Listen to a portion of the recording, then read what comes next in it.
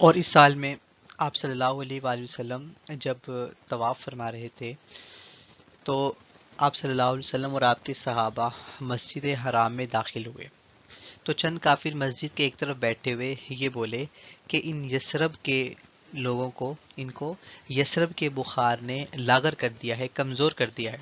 تو آپ صلی اللہ علیہ وآلہ وسلم نے صحابہ کو حکم فرمایا کہ کفار کے خیال کی تردید کے لیے طواف کے 3 چکروں میں رمل، یعنی تیز تیز دوڑو، پہلوانوں کی طرح کندھے ہلاتے ہوئے تیز تیز چلیں، اور باقی 4 چکروں میں بطور رحمت اور شفقت عام رفتار سے چلنے کا حکم فرمایا تاکہ تھکن نہ ہو۔ تو اس طرح سے حج کے ایام میں، حج کے موقع پر رمل کا حکم آپ صلی اللہ علیہ وسلم نے فرمایا۔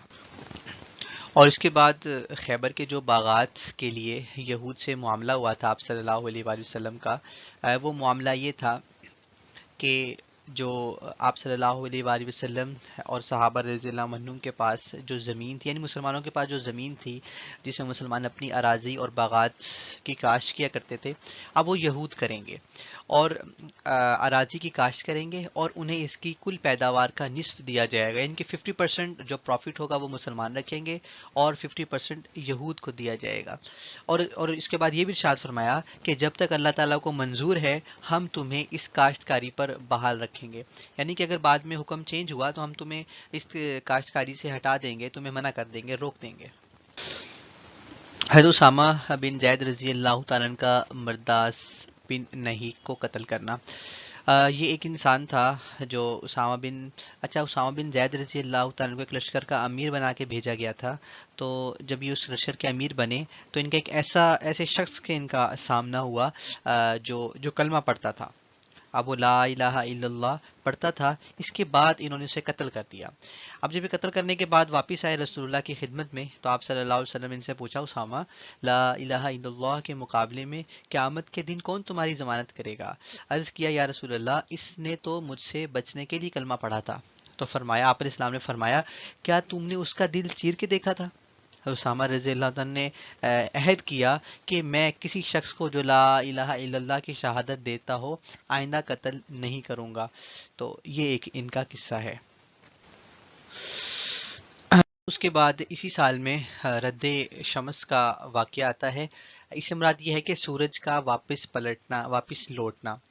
اس کی تفصیل یہ ہے کہ آپ صلی اللہ علیہ وآلہ وسلم جب خیبر سے واپس آئے تو صحابہ کے مقام پر حضرت علی رضی اللہ عنہ کی گود میں اللہ کے نبی کا سر تھا، اور نماز عصر سے فارغ ہو کر آپ صلی اللہ علیہ وآلہ وسلم علی رضی اللہ عنہ کے زانوں پر سر مبارک رکھ کر لیٹ گئے۔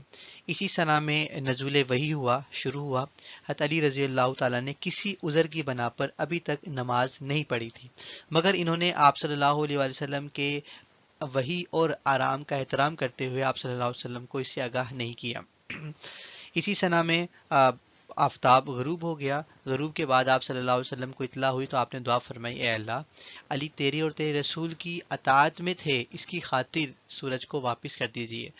تو آپ صلی اللہ علیہ وسلم کی اس دعا کے بعد آفتاب پھر نکل آیا، علی رضی اللہ عنہ نے نماز ادا کی، اور آپ صلی اللہ علیہ وآلہ وسلم کا یہ معجزہ اور علی رضی اللہ عنہ کی کرامت بن گئی۔ اس کے بعد لیلۃ التاریس کا واقعہ پیش آتا ہے۔ یہ واقعہ کچھ یوں ہے کہ آپ صلی اللہ علیہ وآلہ وسلم جب خیبر سے واپس آئے تو آپ صلی اللہ علیہ وآلہ وسلم اور صحابہ رضی اللہ عنہم نے دوران سفر آخری شب میں نزول فرمایا تو ایک ایسی آنکھ لگ گئی کہ سورج نکل آیا، یعنی سوئے رہے اور صبح کی نماز فوت ہو گئی۔ تو آپ صلی اللہ علیہ وآلہ وسلم نے آفتاب کی زردی ختم ہو جانے کے بعد جو اشراق کے بعد کا ٹائم ہوتا ہے، یعنی جو اشراق کی نماز پڑھنے کا ٹائم ہوتا ہے، اس کے بعد اذان اور اقامت کے ساتھ باجماعت نماز ادا فرمائی فجر کی، اور اس میں جوہری قرات کی، یعنی اونچی آواز سے تلاوت کی۔ اسی سال میں ایک اور واقعہ پیش آیا۔ پرندے، ایک صحابہ رضی اللہ عنہم سفر سے واپسی پر ایک جگہ پڑاؤ ڈالا تو وہاں پر ایک پرندہ تھا، اس کا چوزا، اس کا بچہ لے کر صحابہ اپنے پاس لے آئے۔ تو وہ پرندہ جو تھا وہ آپ صلی اللہ علیہ وسلم کی خدمت میں حاضر ہوا اور آ کے عرض کیا کہ اللہ کے نبی، آپ کے صحابہ نے میرا بچہ جو ہے وہ پکڑ لیا ہے۔ تو آپ صلی اللہ علیہ وسلم نے صحابہ رضی اللہ عنہم کو حکم فرمایا کہ اس پرندے کے بچے کو واپس کر دیا جائے، اور اس کے ساتھ ارشاد فرمایا کہ یہ پرندہ اپنے چوزے پر جس قدر شفیق ہے اللہ تعالیٰ تم پر اس سے زیادہ شفیق اور مہربان ہے۔ اس کے بعد غورث بن حارث کا واقعہ یہ ہے کہ آپ صلی اللہ علیہ وآلہ وسلم ایک غزوہ پہ جا رہے تھے، تو جب غزوہ پہ پہنچے، جس جگہ پہ لڑنا تھا، لڑائی کا مقام تھا، اس سے پہلے کی جگہ پہ پڑاؤ ڈالا۔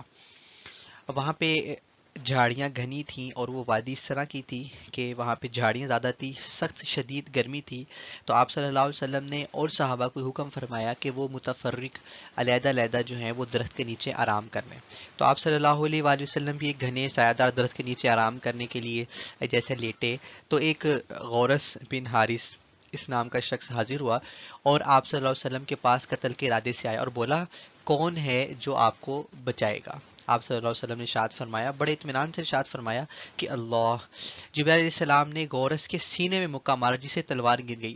آپ نے اسے تلوار پکڑی اور آپ نے فرمایا کہ اب مفہوم یہ ہے، اب بتا تجھے کون بچائے گا؟ تو وہ بڑا حیران ہوا اور آپ صلی اللہ علیہ وسلم جس نے معذرت کی اور وعدہ کیا کہ واللہ میں آج کے بعد نہ خود آپ سے لڑوں گا نہ لڑنے والوں کا ساتھ دوں گا۔ اس معاہدے کے بعد آپ صلی اللہ علیہ وسلم نے اسے معاف کر دیا اور اللہ رب العزت نے اپنے پیارے نبی صلی اللہ علیہ وسلم کی جان کی حفاظت فرمائی۔ اور اس کے بعد اس لیکچر کے آخری واقعہ یہ ہے کہ حضرت جابر رضی اللہ تعالیٰ عنہ کے اونٹ کا قصہ۔ اس کی ڈیٹیل یہ ہے کہ جابر رضی اللہ تعالیٰ عنہ کا اونٹ بہت ہی کمزور ویک تھا اور لشکر کے ساتھ چلنے کی طاقت بھی نہیں رکھتا تھا۔ تو آپ صلی اللہ علیہ وآلہ وسلم نے، آپ علیہ السلام کے ہاتھ میں کوڑا تھا، آپ نے ہلکا سا اونٹ کو ہنکانے کے لیے مارا اور زبان مبارک سے دعا بھی فرمائی۔ پھر تو اس دعا کی ایسی برکت تھی کہ وہ اتنا تیز ہوا کہ وہ سب سے آگے نکل گیا، پورے لشکر سے آگے نکل گیا۔ آپ صلی اللہ علیہ وسلم کا یہ بھی معجزہ تھا۔ تو آپ صلی اللہ علیہ وآلہ وسلم نے جابر رضی اللہ عنہ سے اسے خرید لیا، ایک اوقیہ کا جو کہ 40 درہم ہوتے ہیں، اس کا خرید لیا اور مدینہ چل کر قیمت ادا کرنے کا وعدہ فرمایا۔ مدینہ آئے تو قیمت ادا فرمائی اور بلال رضی اللہ عنہ سے فرمایا کہ درہم تولو اور جھکتا ہوا تولو، یعنی کہ درہم تولو اور جھکتا ہوا تولنا، پیسے کم نہ ہو بلکہ زیادہ ہی ہو جائیں جو آپ علیہ السلام نے ادا کرنے ہیں۔ تو اصل قیمت سے زائد فرمانے کے بعد آپ نے اظہار شفقت اونٹ بھی حضرت جابر رضی اللہ عنہ کو دے دیا اور فرمایا کہ اونٹ بھی لے جاؤ اور قیمت بھی، یعنی کہ آپ نے شفقت کی اور وہ اونٹ بھی جابر رضی اللہ عنہ کو دے دیا جو ان سے خریدا تھا اور پیسے بھی اس کے جابر رضی اللہ عنہ کو ہی مرحمت فرما دیے۔